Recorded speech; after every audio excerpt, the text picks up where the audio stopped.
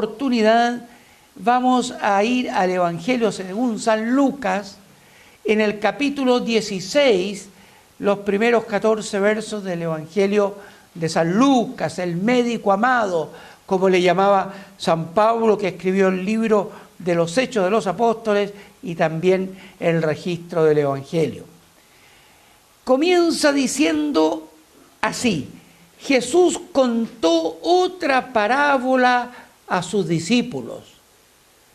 Y comienza su parábola. Un hombre rico tenía y le va. Pero antes de eso, yo quisiera detenerme en lo que es una parábola.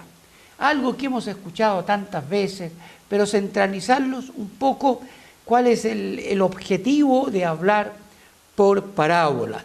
Mire usted de partida la atención de los apóstoles, mire ese cuadro magistral, cómo está Jesús hablando, y están todos ellos con los oídos atentos y los ojos puestos en Jesús, el autor de la vida, para que no se les escapara ni una sola palabra, ni un detalle, ni una coma.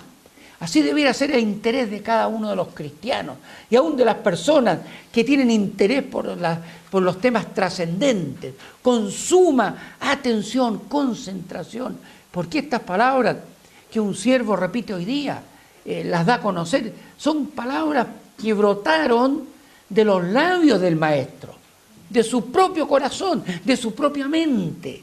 Así que es una palabra extraordinaria. ¿Qué es lo que es una parábola? De partida, la palabra parábola viene del griego, que es una comparación, que a su vez es traducción de lo que se llama la Biblia Septuaginta o de los 70, que fue la Biblia que se tradujo del hebreo al griego por primera vez en la historia. Y la palabra mashal, que es en hebreo, comprende esta comparación dichos cortos, sentenciosos y enigmáticos que les conocemos hasta el día de hoy, llamados los proverbios o las máximas. No solamente los proverbios escriturales de Salomón u otros que aparecen en las escrituras, sino que es un término que se usa, por ejemplo, en algunos enigmas de Confucio, de Lao Tse, otros filósofos y escritores de otras culturas también escriben dichos cortos, máximas, proverbios. Obviamente nosotros acá nos referimos a los proverbios de Salomón. Alegoría, que es un desarrollo un poco más elaborado, un símil, y un cuento, corto o largo o mediano, un cuento. O sea, no es el relato de una realidad, es una comparación entre la realidad contingente y la realidad espiritual. Por eso se llama una parábola, compara. Es un relato ficticio, pero verosímil, en contraste con la fábula. Las fábulas tienen animales, ¿cierto?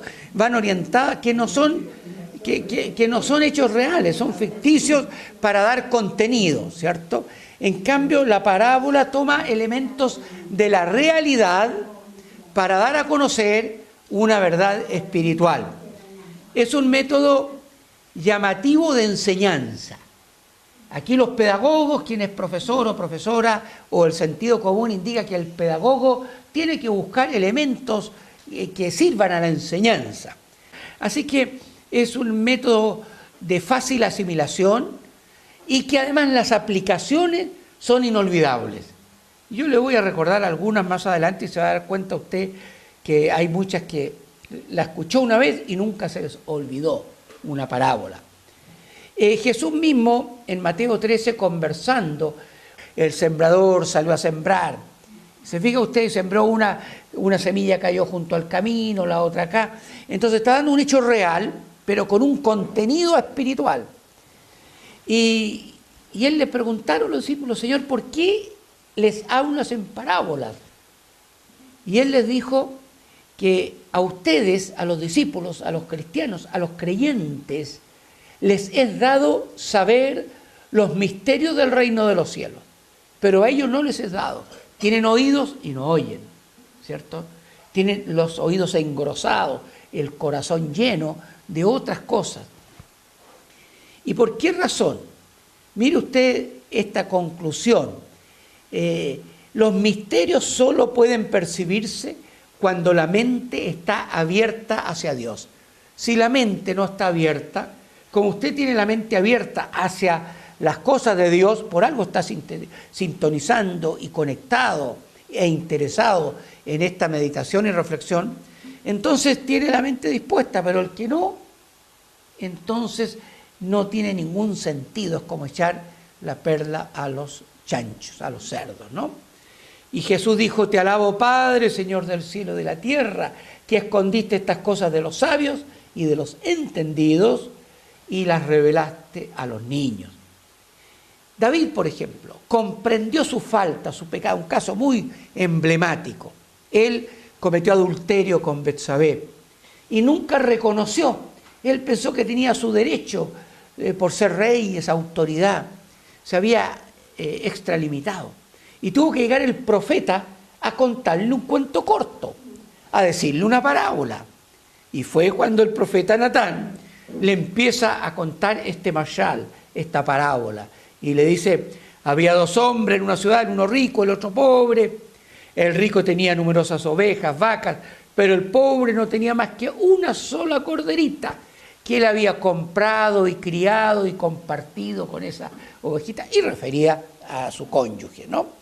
En cambio el otro tenía todas las cosas. Y ahí le pregunta: ¿qué merece el tal hombre que no quiso sacrificar una de sus corderitas para alimentarse, sino que la del hombre pobre que tenía un solo? Y David dijo: digno es de muerte. ¿Ah? Él, como rey, sentenció a muerte. ¿Y qué le dice el profeta Natán? ¿Se acuerda alguno? Tú eres ese hombre. Pero se dan cuenta, un hombre sabio como era David, un hombre conforme al corazón de Dios, tiene aún el profeta que confrontarlo a través de una parábola para que él recapacite. Pues bien, entonces hay que entender que cada parábola tiene un mensaje central.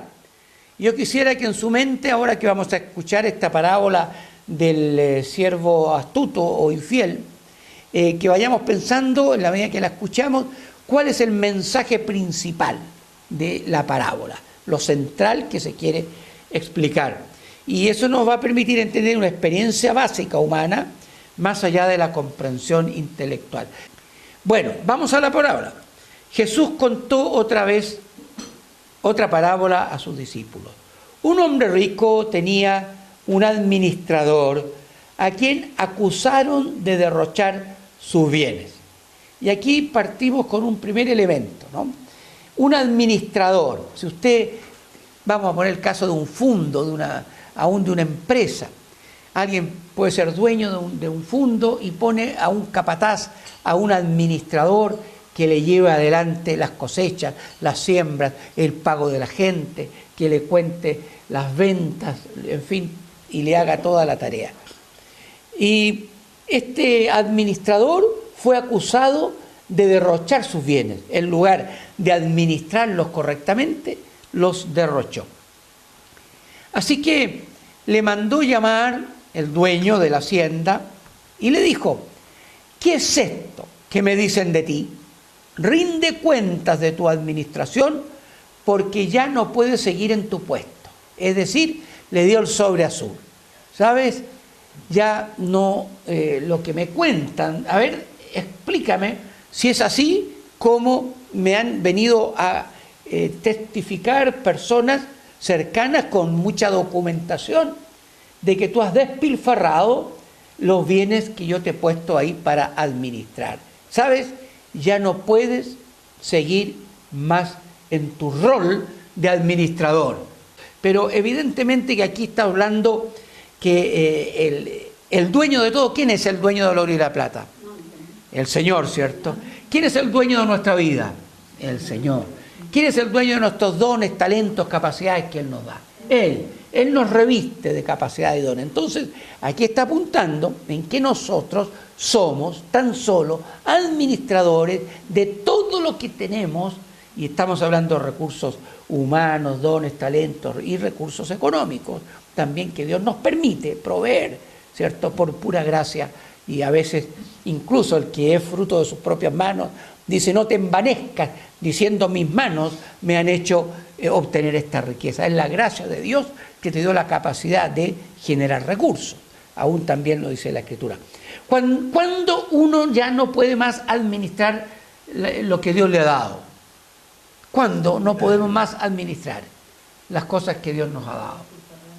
¿Hay? No, pero claro, pero como todo ser humano va a llegar un momento en que ya deja de ser. ¿Cuándo muere? ¿Cierto? Entonces ahí hay una doble situación, ¿no? Evidentemente todos en algún instante vamos a morir y por ende dejaremos de ser administradores de nuestros dones, talentos, recursos, capacidades, etcétera, etcétera. Entonces, rinde cuenta cuando se nos dice rinde cuenta de tu administración, porque ya no puedes seguir en tu puesto. Puede ser en el caso en que está la muerte, pero también en el caso, supongamos, un ministro, un pastor, un diácono, una persona que canta en el coro, que ministra de oficial en la puerta, que ayuda, que sirve, que también despilfarra lo que Dios le da, lo usa para sí mismo y no para invertirlo en el prójimo, en hacerse tesoros en los cielos, y lo hace en la tierra para deleite personal. También puede que el Señor lo saque y le diga: ¿sabes? Llegó tu hora, y lo deja, ¿cierto?, sin esos dones. ¿Qué le cuesta al Señor quitarnos el don? Él nos dio, los dones los da el Espíritu Santo para edificar la iglesia. Él lo puede quitar, así como lo da. Los talentos, ¿cuánta gente que ha sido lumbrera y le viene un accidente vascular o le viene cualquier cosa? ¿Y dónde quedó su lumbrera?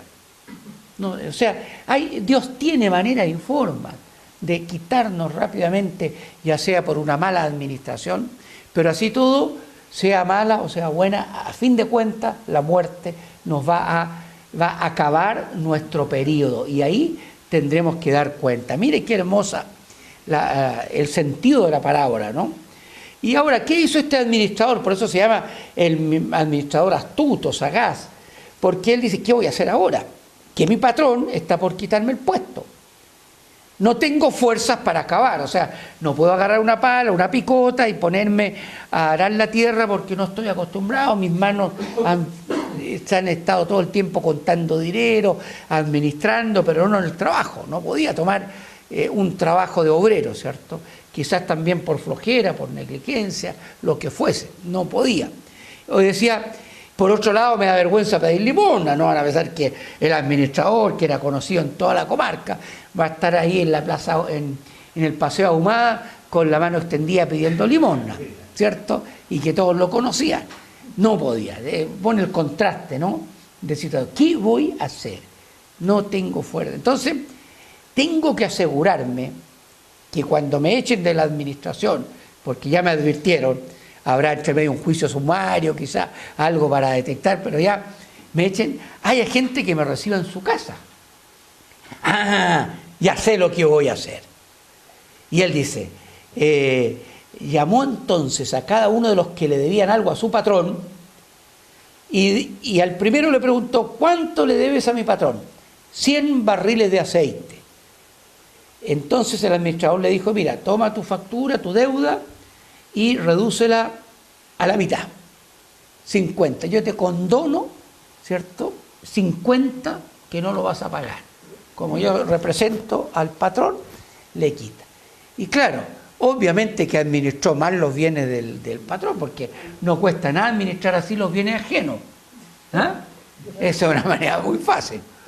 ¿Ah? Cuando son los propios bienes, por lo general la gente cuida mucho las cosas. Yo les voy a comentar que en mi vida, ya con años de caminar acá, he visto esas diferencias cuando, por ejemplo, uno de administración, ya sea de honorarios, de erarios públicos o de grandes empresas, en fin, no tiene el mismo celo, cuidado cuando es el dinero que uno sabe que le ha costado directamente, ¿no?, para tomar las decisiones.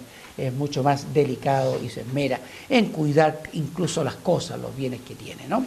Bueno, 100, escribe 50. Y después llamó a otro y le dice: ¿cuánto debes? 100 bultos de trigo, contestó, 100 sacos de trigo. Y el administrador le dijo: toma tu factura y escribe 80. No sé por qué le redujo 50, habrá un tema ahí de equilibrio, le dijo a cada uno, o será la discrecionalidad o arbitrariedad con la cual él obró, pero sí, todo esto lo hizo por interés personal. Él no estaba administrando los bienes realmente, estaba aprovechándose de una circunstancia, como nosotros vemos hoy día, cuántas cosas que nos dicen la noticia, gente que ha estado administradora, incluso en cargos públicos de importancia nacional, de distinta naturaleza, y hay algún tipo de aprovechamiento de la situación de dineros que no son propios. Entonces, vino el patrón y, ¿saben ustedes? Elogió la administración de riquezas mundanas. Esto me costó entenderlo y siempre ahí uno tiene que recurrir a la oración y a que Dios le dé gracia. Pero cuando dice, en otras versiones dice alabó, pero no está alabando la conducta de la persona, no está elogiando la conducta, sino que la sagacidad, la astucia. Por eso que se llama también el mayordomo astuto, sagaz. Y la Escritura aún nos dice a los cristianos que hay que ser mansos como las palomas, pero astutos como la serpiente. Entonces es en ese sentido, ¿cierto? Y claro, y el Espíritu me reveló, ya no sé si fue en conjunto con alguna de las lecturas que uno siempre complementa cuando está indagando en estos estudios, pero el tema es no dejar pasar las oportunidades que Dios nos da. Ese es el sentido, la sagacidad que Él está valorando el Señor acá. Mira, tú que escuchas, cristiano, creyente, o aunque no lo sea, aprovecha las oportunidades que Dios te da, en todo sentido, de explicar la palabra, de exponerla, de dar para el Señor, de hacer tesoros en los cielos. Puede que no la tengas mañana, puede que ya pase la oportunidad. Hay que saber aprovechar la oportunidad diaria que Dios nos da para servirle, para honrarle, para glorificar su nombre, para sembrar el Evangelio. Y no esperar, quizás, que tenga muchos recursos para dar esto, que tenga aquí no sé qué cosa, la dilación, que es obra del diablo. La Escritura siempre nos exhorta, en tanto se dice hoy, para que ninguno de ustedes se endurezca por engaño del pecado. Al Señor hay que servirle hoy día con prontitud. Así que lo que está alabando en esta actitud de este administrador y mayordomo es precisamente esa astucia o sagacidad. Y le dice, mire, la gente de este mundo en su trato con su prójimo son más astutos que los que han recibido la luz, que los cristianos. Por eso les digo que se valgan de las riquezas mundanas, vale decir, de todo lo que tienen hoy día en esta tierra que es pasajera. Válganse de ello para ganar amigos, a fin de que cuando éstas se acaben, haya quienes le reciban a ustedes en las viviendas eternas. Y mire, este pasaje que aún los reconocen que es un poquito oscuro, se aclara con más perfección en lo que dice a continuación. El que es fiel en lo poco, también en lo más es fiel. O el que es honrado en lo poco, también lo será en lo mucho. Y el que no es íntegro en lo poco, el que es infiel en lo poco, tampoco lo será en lo mucho. También será infiel en lo mucho. Y por eso, si ustedes no han sido honrados en el uso de las riquezas mundanas, ¿quién les confiará lo verdadero? Y si con lo ajeno no han sido honrados, ¿quién les dará a ustedes lo que les pertenece? Está hablando aquí de que la persona, si es infiel en lo poco, no sabe comportarse con integridad, con verdad, con honestidad en las cosas más pequeñitas, más sencillas. Entonces tampoco tendrá el ejercicio mental, espiritual de integridad cuando tenga que administrar cosas más grandes. Y aquí está, acuérdense ustedes que los cristianos vendremos a esta tierra con Cristo a gobernar la tierra. O si el Señor nos honra con algún cargo de autoridad, cualquier ser humano, si no está preparado en lo poco, entonces tampoco lo va. Y el día que nos muramos, el Señor entonces, ahí habla lo que nos pertenece. ¿Qué es lo que nos pertenece? ¿Qué es lo que nos pertenece a los cristianos? El reino de Dios, pues. Somos hijos del rey, ¿cierto? Somos herederos y coherederos con Cristo de las riquezas celestiales.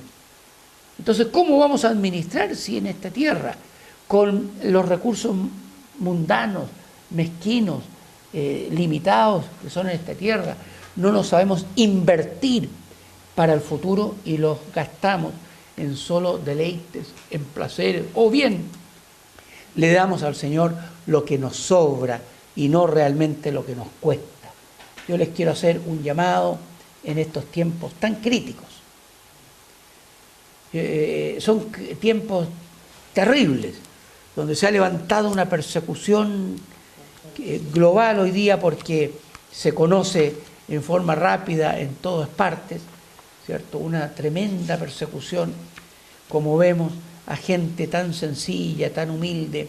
Mire usted, recién en Pakistán, en un campo de una feria de juegos con mujeres y niños. ¿Y sabe usted que eran cristianos que estaban celebrando la Pascua en familia, saliendo ahí a festejar? ¿Ah? Qué cosa tan diabólica, qué intolerancia.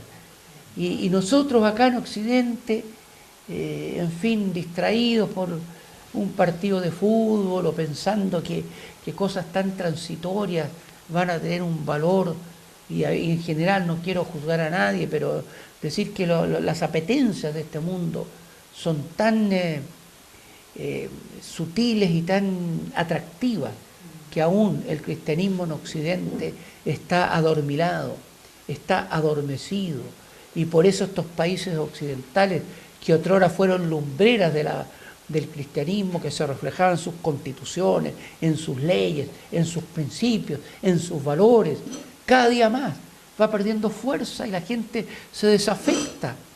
Las juventudes que nacen no quieren nada, los escándalos eclesiásticos, las congregaciones con sus divisiones, pleitos y enemistades. En fin, el diablo aprovechándose de todo eso para inutilizar o hacer o cuestionar el Evangelio de Jesucristo. Son tiempos de un llamado a santidad muy profunda, amados que escuchan. Yo espero que esta reflexión nos ayude en lo personal para tomar muy en serio. Tenemos una vida muy corta. Hoy día asistí al funeral de una familia muy querida que hicieron encuentro matrimonial hace muchos años con nosotros, y a los 40 y tantos años, en un mes, un cáncer se la llevó. Era una conmoción en la familia, porque lógico, su hermana, que es gente que asiste acá, y en fin, desconsolada, en un mes. Y uno se pregunta, bueno, nadie tiene el mañana comprado, nadie, absolutamente nadie. Entonces, amados, yo quiero invitarles de corazón a través de esta palabra de Jesús que la dijo, que recordemos y tomemos un compromiso muy serio al Señor de entregarnos de lleno a las cosas de Dios con prioridad, para que realmente podamos cumplir lo que Él quiere, que seamos luz en este mundo y sal de la tierra. Termina esta parábola con lo que le dice Jesús a sus seguidores: ningún sirviente puede servir a dos patrones, o menospreciará a uno y amará al otro, o querrá mucho al uno y despreciará al otro. Ustedes no pueden servir a la vez a Dios y a la riqueza, no pueden. Tu descanso en la provisión de Dios está en la austeridad de tu vida, y que el Señor te va a proveer, pero no en el dinero. Y no está allí la certeza. Nada hemos traído a este mundo, nada podemos llevarnos. Por supuesto, los fariseos comenzaron ahí a criticar, en fin, todo su cuestionamiento, pero ya nos vamos a quedar con esa máxima. ¿Cuál sería el mensaje central? A ver, de aquí la feligresía que está aquí siguiendo de cerca. ¿Cuál sería el mensaje central de esta parábola del mayordomo? ¿Cierto? No dejar pasar la oportunidad. Ya, conforme. Ahí tendríamos una aplicación. No dejar pasar la oportunidad. Lo primero sería que todos somos mayordomos, ¿cierto? Sí, el reino de Dios. buscar el reino de Dios y su justicia. En primer lugar, lo importante que cada uno entienda, pero no solamente con el intelecto. Tenemos que dar cuenta de todo lo que hagamos, día a día. Y mejor es acostumbrarse a dar cuenta cada día. Hoy, ¿he hecho lo máximo para el Señor o estoy esperando mañana? Todos vamos a dar cuenta, somos administradores por un periodo de tiempo limitado. Nada podremos llevarnos. Entonces, talentos, dones, capacidades, recursos, al Señor, mayordomos. Nada nos pertenece, todo del Señor. En segundo lugar, lo que veíamos también, la necesidad de no dejar pasar la oportunidad. La sagacidad que el Jesús reconoce en ese hombre del mundo, en ese despilfarrador, fue que cómo se la arregló cuando iba a quedar sin trabajo, con las oportunidades que tenía de ganarse amistades o compromisos, porque obviamente que al que le perdonó 50 barriles de aceite lo iría a ayudar algo en su momento. Entonces usó esa astucia. Aprovechemos las oportunidades que hoy el Señor nos brinda para servirle a Él de la mejor manera, ¿cierto? Y finalmente el compromiso que sea no solo el impulso de una parábola, de un instante, sino que se grabe con letras de oro en nuestro corazón para que nos acompañen por toda la vida. Yo espero que esta parábola la recuerde siempre, siempre la tenga allí presente. El mayordomo infiel o el mayordomo astuto. Amén.